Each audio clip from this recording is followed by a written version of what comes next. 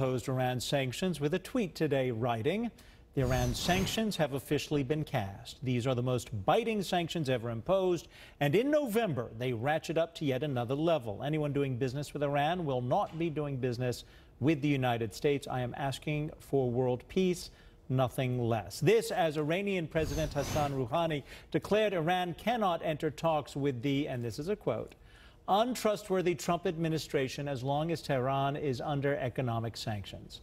With me now to break it all down, Stephen Yates, former National Security Advisor to Vice President Cheney and current International Advisory CEO, Lieutenant Colonel James Carafano, Heritage Foundation Vice President of Foreign and Defense Policy, and retired Gunnery Sergeant Jessie Jane Duff, current London Center for Policy Research Senior Fellow. Let me start with you, James. I am curious.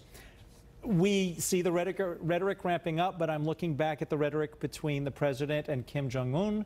Will we see a perhaps meeting between President Trump and Rouhani, because President Trump has said he would be willing to have discussions?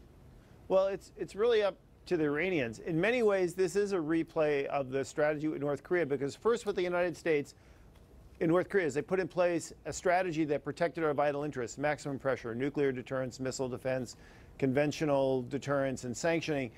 That protects the North Koreans from leaving threat. And then the diplomatic door is open. If they want to talk, they can talk. If they don't want to talk, fine. Our interests are protected. We're seeing the same strategy here. First, we put in the strategy which protects our interests. The heavy pressure, both from in and without, that really constrains the Iranians' ability to really destabilize the region the way they did. And then if they want to come and talk, they come and talk. But it's kind of like we've got the safety net before we start the conversation. Jesse, let me bring you into this with what's going on with, for instance, Daimler. They actually, I think we have a statement from Daimler, and I'm going to read that to you, because they said we have, quote, suspended our activities in Iran, which were anyway very limited, until further notice according to applicable sanctions.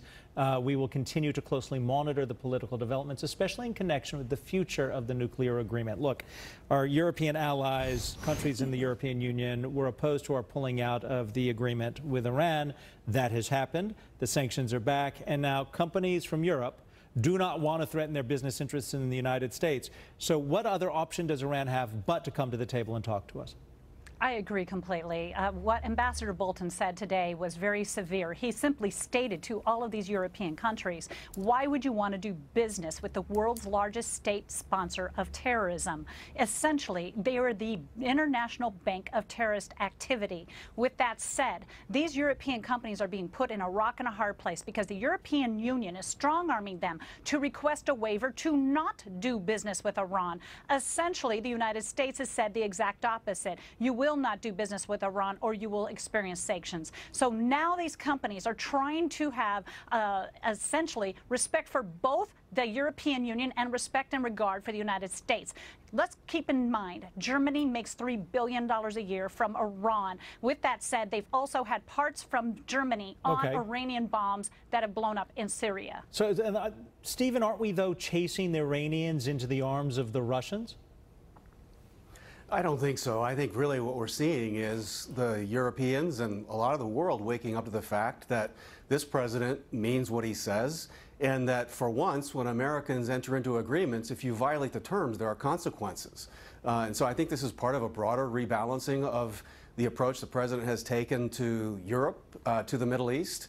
And I think it's an important signal. So I think there's a lot of right in what the president has been doing and saying. It's kind of strange that the leader of a theocracy wants to enter into a tweet storm with the all-time heavyweight champion of tweet storms and thinks he's going to come out okay. But James, you know, we know about the unrest within Iran. The economy is in a shambles. There are protests. They're threatening to kill people who protest.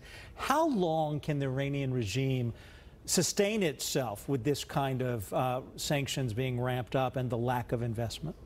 Yeah, probably a long time. I mean, look, they've survived through thick and thin. I mean, they've survived the Iran-Iraq war. This is a pretty resilient regime that has a pretty strong control of the country. Now, people will be miserable, but they can ride it out. And my guess is, if we go with Iranian past behavior, is when they get under a lot of pressure internally, externally, they just get more conservative and pull their kind of claws in. Okay. And so my guess is they'll just kind of try to wait.